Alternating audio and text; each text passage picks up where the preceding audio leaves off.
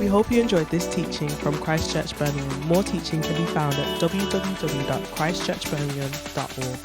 Apostolic. And for anyone who's read the New Testament, it's a word that we're going to be familiar with, a lot of us, but we may not, some of us necessarily have spent a lot of time considering what it means to be apostolic today. But today we're going to be doing that, and also for a few other Sunday mornings as well.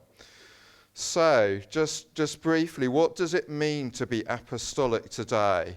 And if you read in the New Testament, Paul's letters that he wrote to churches that he's involved with, he wrote about apostolic gifting when he wrote one letter to the church in Corinth, another to the church in Ephesus. So in the letter to the Ephesians church, Paul wrote, Christ himself gave the apostles, the prophets, the evangelists, the pastors and the teachers to equip his people for works of service, so that the body of Christ may be built up until we all reach unity in the faith. So there's this ongoing process, and in the knowledge of the Son of God, and become mature, attaining to the whole measure of the fullness of Christ. And if you read in the letter to the Corinthians, the first letter to the Corinthians, again, Paul writes about different gifts and includes apostolic gifting in that list. There's an awful lot that could be said about this, and just like to recommend a book if this is something that you'd like to read about more. I'll carry on talking about it this morning, but there's a great book called Fathering Leaders, Motivating Mission by a man called David Devenish, which I've been reading as I've been thinking about this morning. If you're interested in that, come and ask me afterwards. But the word apostle wasn't a word that was just used by Christians. Okay, it was a word that was used at the time, and it meant a person who was sent with a purpose. They were sent out, and there was also this element of them being sent out with a message. So it wasn't just about someone who was being, it was about someone who was doing. And it was someone who was doing with a message. They had a message to bring. That was a big part of what they were. Interestingly, we're thinking about being apostolic people today. If you look up the words apostolic, apostle, in relation to other things that people were using it to describe, it also meant a squadron or a vessel or a naval expedition. So it meant, it wasn't just necessarily referring to individuals, but was referring to a group of people, like a naval expedition. I don't know if you've ever been on a naval expedition, anyone here? No, I haven't. But we're together, being sent with a message. So as a church, we're part of a family of churches served by apostolic teams. So we have regular visits from people from these teams. And also we are an apostolic people who have our part to play in being sent with a message to our local area as well as beyond. I'm just going to read a quote from a guy called J.B. Priestley, who about 100 years ago or so was a bishop and theologian. He wrote this: "The apostle is not only the messenger, but the delegate of the person who sends him. He is entrusted with a mission, has powers conferred upon him.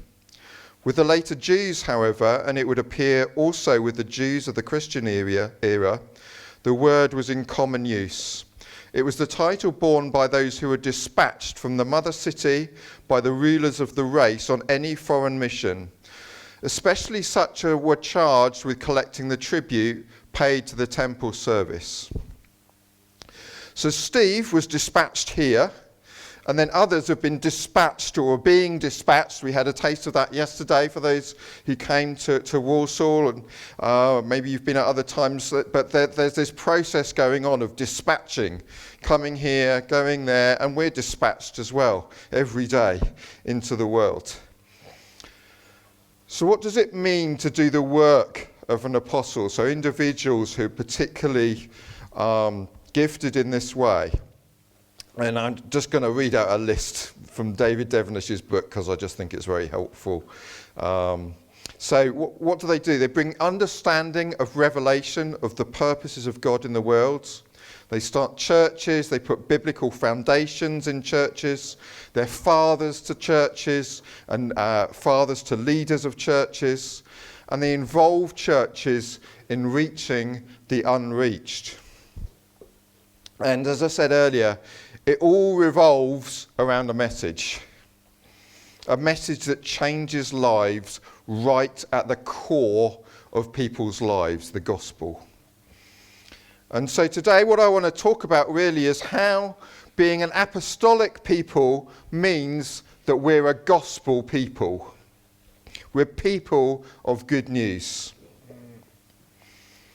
So I'm going to talk about that, start talking about that more in a minute, but just want to talk a bit more about Regions Beyond. So we're part of this family of churches, Regions Beyond. It's a diverse family of churches joined in apostolic partnership. And this is important. We're going to be hearing more about this on another Sunday morning. But what I'd say this morning is this is an excellent thing to be part of. It means that we're connected with other churches, closely in relationship with family, with other churches, other people in the UK. It allows us to bless other churches and allows us to be blessed by other churches, both in the UK and across the world. And this month in particular, it's the Regions Beyond Gospel Advance Month, okay? So Regions Beyond are highlighting some events. You may have had, if you're on the WhatsApp group, you may have had a message this morning about prayer meetings that happen in terms of advancing the gospel. And I'm sure we'll be hearing more about this through this month. We're going to be doing our first ever Alpha course, you may have noticed, pick it up, in a couple of weeks when he's starting that. And it's an opportunity for people to discuss and understand the gospel, gives opportunity to respond to the gospel for the first time in their lives. And so this message that we carry, this message is for us and everyone around us as well. An amazing message. So what is the gospel? This good news, and it's at the heart, I believe, of what it means for us to be an apostolic people. We're carrying a message. We have something that we carry in us. And there's a purpose in it. We carry this gospel. And if you look at the word gospel, just like the word apostle, it wasn't just used by Christians. So for the Romans, the Roman emperor was venerated as the spirit and protector of the empire. And the term took on a religious meaning because that's how big it was for the Romans. And the gospel was the announcement of the appearance or accession to the throne of the ruler. So some of us were around when King Charles became king. And there were these announcements, weren't there, around the country. They had different people, like the mayoress in towns all across the country, making this announcement. And that could have been described as the gospel being proclaimed, the gospel that King Charles was now king. So that's how the Romans would have taken it. For Greeks, it denoted a weighty, authoritative, royal and official message. This was big news. This wasn't just like, oh, what did you do at the weekend? Although the weekend may have been the most amazing weekend of your life, but generally not that sort of thing. The really big news. So when we think about the word news, just in general, for a minute, we'll take a step away from the word gospel for a second. When we think of the word news today, what do we think about? Bad news, yeah. Fake news. Fake news, yeah. Yeah. Anything else? National disasters, yeah. Yeah, so we think about the bad news, and it's communicated in all sorts of ways, isn't it? So perhaps being a bit old, to me the news is what you sit and watch on TV, in the evening. Or newspapers. Does anyone buy newspapers anymore? Um, websites, social media, emails, texts. There's all sorts of ways. There's probably loads of things that I haven't thought about as well that we get news. But yeah, the model of news in our day is that they're big, significant, bad news stories or fake news stories that are bad, perhaps. And occasionally at the end, you get a fun, sort of silly, we're going to have a little good news story at the end, aren't we? We might have a dog that surfs, or you might not have heard of this, but cheese rolling. There's people in certain places in England chase cheese down a hill, and once a year they sort of do it, and then they do a funny thing about it on the news. The gospel. It's crazy, isn't it, really? The gospel is good news that is eternally better. So much, infinitely better than the funny stories we might hear at the end of bad news on the TV. The gospel is the news that God so loved the world that he sent his only son, Jesus, to die for us and to be raised from the dead and defeat death so that we could find forgiveness. We've been singing about it this morning, haven't we? So that we could have hope, so that we could know and enjoy and worship God, and that ultimately sin and suffering would be destroyed forever. That is amazing, isn't it? Just astounding. So I'm just going to read out a verse from Romans. So this is another letter that Paul wrote, and he wrote it to people that he hadn't met yet, Christians who are living in Rome. And he says this right at the beginning of the letter: Paul, a servant of Christ, called to be an apostle and set apart for the gospel of God. The gospel he promised beforehand through his prophets in the Holy Scriptures regarding his Son. So what's the gospel about? It's about his Son, promised for years and years and years and years and years in the Holy Scriptures.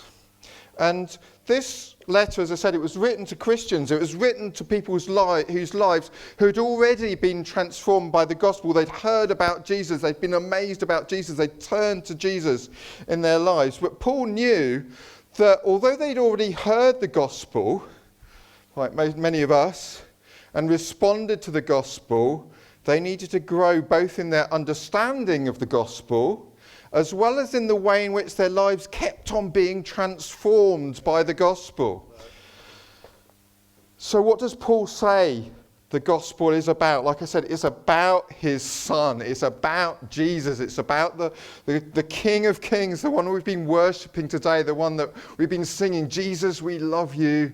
We pour everything out at your feet. It's about him. Right. It's about who he is and what he has done, and how we respond to this news can completely transform our lives. And it transforms our lives right at the core of who we are. It doesn't just change how we think or how we live our lives or what we believe, but the Bible tells us that we are new creations. We're completely new people. It's a very familiar phrase, but we're born again. We become new people.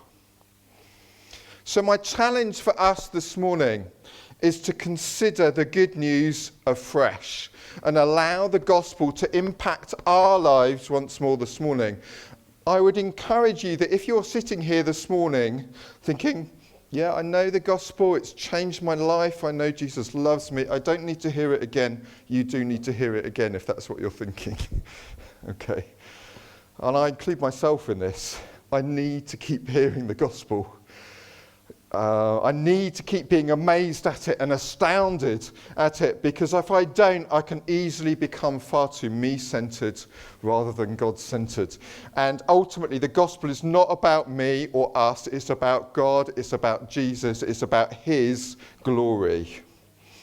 Let me just tell you a story about when I first became a Christian, what happened a few months later. So when I became a Christian, I was 17. And I was on a summer youth camp run by Christians.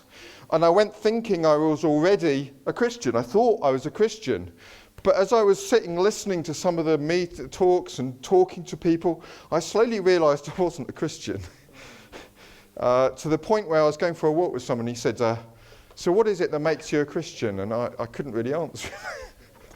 I didn't know, because I wasn't. And then on one of the days I realised I needed God's forgiveness. I needed to be forgiven by him. I was assuming I was a Christian because I'd gone to church. I knew other Christians. Surely that's enough. I remember asking God to forgive my sin and asking him to make himself real to me. And I didn't feel anything at the time, but the next few days while still at the camp, God in his grace and his mercy made himself very real to me. And by the end of the camp, I was overwhelmed by God's forgiveness and his love for me. And it was an amazing time, and I was keen to go back to attend another camp run by the same people. They were doing one later that winter, 4 months or so later. And I went along full of anticipation, hungry to learn more things about God. And I was really enjoying hearing more about God and learning more about him, until the sermon that was given on the very last morning of that winter camp. And the speaker was talking about the parable of the prodigal son, which is a very familiar story. And in some ways I've chosen that one partly because it's personal to me, but also actually I think there's stuff we can learn from that story that we'll carry on learning for the rest of our lives. He started off by talking about the younger son who turned away from his father. He'd lived a life full of sin before returning to his father to plead with him for help. And I can remember thinking, sitting there listening, this is nice, but I know this. I don't want to learn something about God I already know, and I just started to feel a bit bored. However, God had other plans. And although this was about 30 years ago, this particular sermon's the only sermon I remember from that year, even with the sermons that I heard in the summer that led to me becoming a Christian. And the reason I remember it so well is that after the speaker had talked about the younger brother, he spoke about the older brother. He talked about how the older brother stayed with his father rather than running off like his younger brother, but how the older brother's heart had become hard towards his father. And I suddenly became overwhelmed, actually, and it was just the Spirit of God moving, really, like he's been moving again this morning. When I was listening to the first part of the story about the younger brother, I'd felt it was boring and I didn't think I needed to hear it again. And I knew in my heart that it had not become as hard as the older brothers in the story, but I knew that I may have taken the first step towards becoming like the older brother. And I left the camp again deeply affected by the gospel. So let me read out this story, and I just really want to please just allow this story to speak to you afresh. It may be so familiar, we've heard it a lot, but I just believe the Holy Spirit wants to do something in us this morning, again through this story. So there was a man who had 2 sons. The younger one said to his father, "Father, give me a share of the estate." So he divided his property between them. Not long after that, the younger son got together all he had, set off for a distant country, and there squandered his wealth in wild living. After he had spent everything, there was a severe famine in that whole country, and he began to be in need. So he went and hired himself out to a citizen of that country, who sent him to his fields to feed pigs. He longed to fill his stomach with the pods, a bit like the wells that Amy was talking about earlier. He was longing to fill his stomach with the pods that the pigs were eating, but no one gave him anything.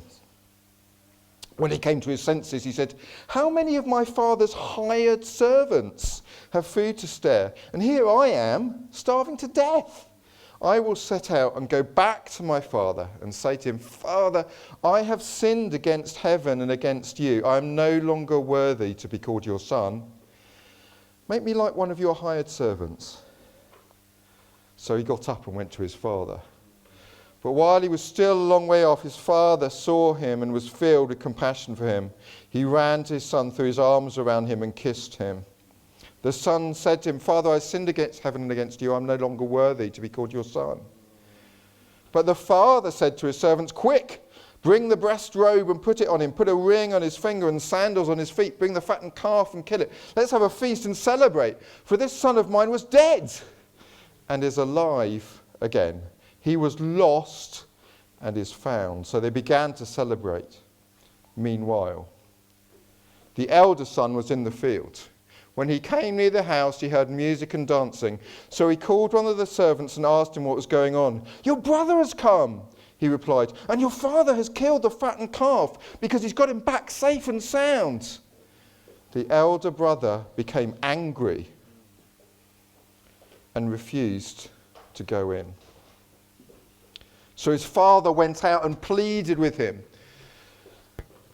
But he answered his father, look, all these years I've been slaving for you, and I've never disobeyed your orders.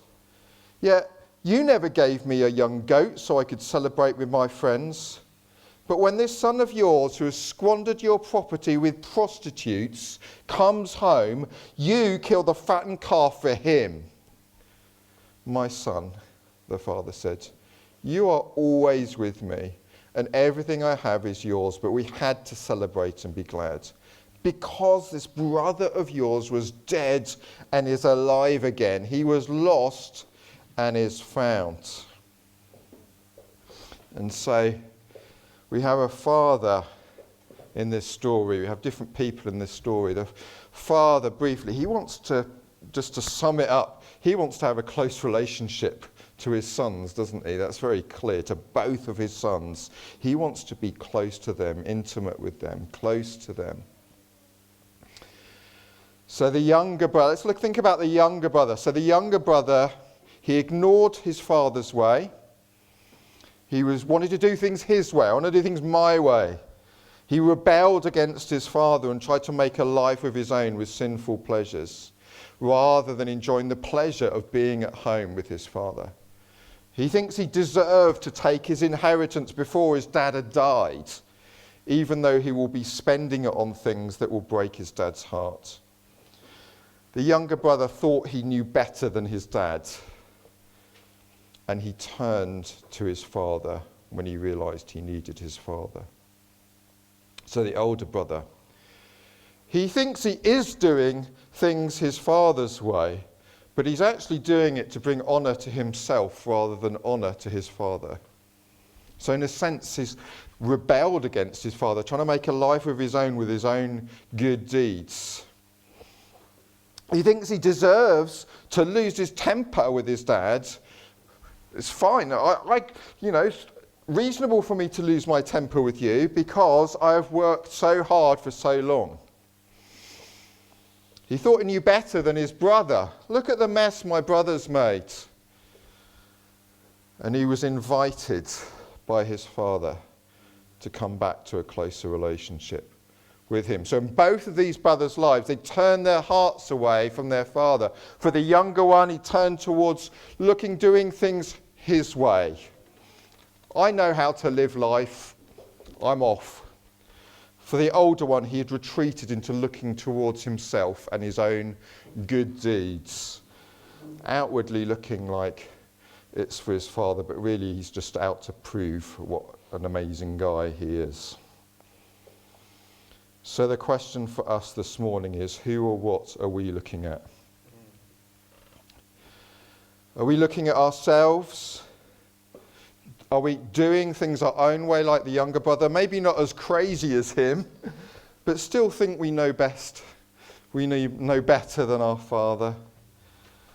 Or are we doing things to prove how great we are? Maybe not as intensely, but do we still think that we deserve God's blessing, that God owes us something? Perhaps because of who we are, what we do. Normally it's a mixture of both, actually, sadly. Bit depressing, but that's the reality. For me, for all of us.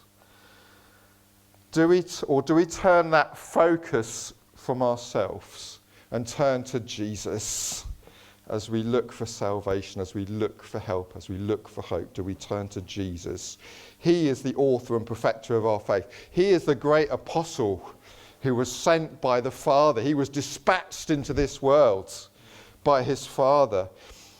I know even for me, as I've been preparing this morning, this happens often when you prepare preaching, I've become aware of how much my heart's been caught up with thinking that somehow God owes me because of my perseverance through recent hardships, or how well I've prepared for this morning, which are good things. They're not bad things, but they're not the gospel. They're not the gospel. They're not this. They're good news, but they're not great eternal good news. The great good news of the gospel of Jesus Christ. So let's just turn again our hearts and thoughts, our souls, our loves to him, to Jesus. He is the one who brings us to our Heavenly Father. He is the hope of the world. He is mercy and compassion. He is true justice. He is the one true eternal King. He is the one who came down from heaven, even though he is God himself, to live as a man among us, to proclaim the gospel to us. He is the one who loves us so much that he died for us even though he didn't deserve it.